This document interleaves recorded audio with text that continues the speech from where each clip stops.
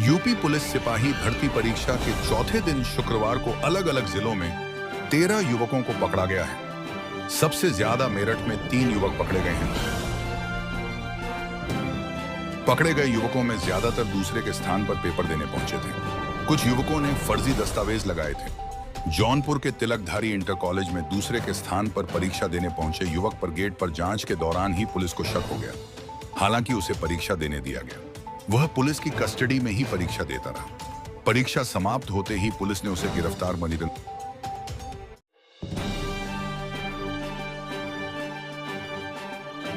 चरणों में सिर रखकर मांगता हूं माफी।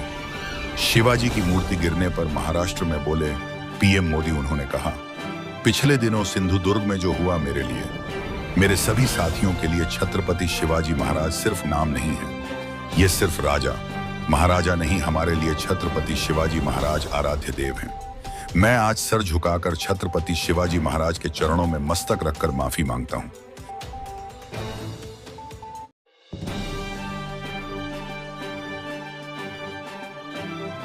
पाकिस्तान के साथ बातचीत का दौर खत्म, हम चुप बैठने वालों में से नहीं। विदेश मंत्री एस जयशंकर का बड़ा बयान। विदेश मंत्री एस जयशंकर ने पाकिस्तान के साथ बातचीत के दौर का अंत बताया है। उन्होंने कहा कि धारा 370 खत्म होने के बाद अब नए रिश्तों की कल्पना की जा सकती है। उन्होंने यह भी कहा कि भारत चुप नहीं बैठेगा और हर स्थिति पर प्रतिक्रिया देगा।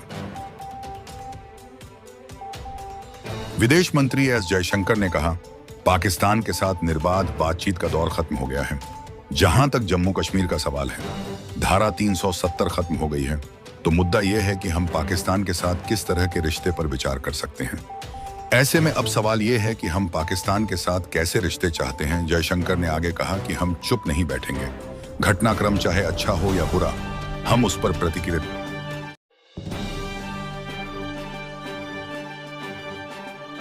उत्तर प्रदेश की योगी आदित्यनाथ सरकार ने सोशल मीडिया को काबू में करने के नियम बनाए हैं।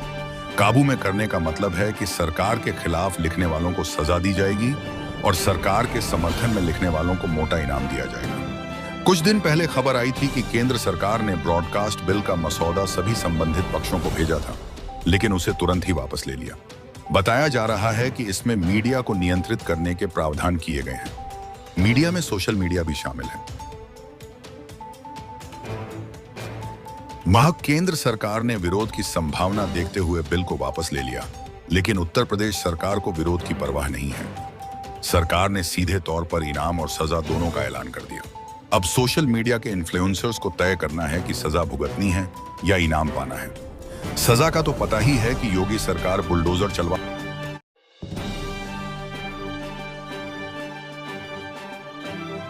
भारत के 334 अरबपतियों की रिच लिस्ट जारी हुई है, जिसमें गौतम अडानी टॉप पर पहुंच गए हैं।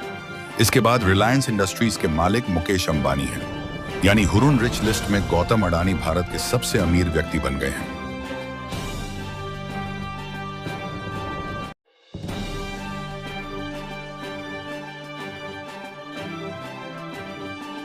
भारत की जीडीपी ग्रोथ रेट में थोड़ी नरमी दर्ज की गई है। जून तिमाही में जीडीपी ग्रोथ रेट पिछले 5 तिमाही में सबसे कम रही है। अप्रैल-जून 2024 तिमाही में भारत की जीडीपी ग्रोथ रेट 6.7% दर्ज की गई है। पिछले वित्त वर्ष की इसी तिमाही में जीडीपी ग्रोथ 8.2% थी। वित्त वर्ष 2024-25 की पहली तिमाही में वास्तविक सकल घरेलू उत्पाद में 6.7% की वृद्धि का अनुमान है, जबकि वित्त वर्ष 2023-24 की पहली तिमाही में 8.2% की वृद्धि हुई है।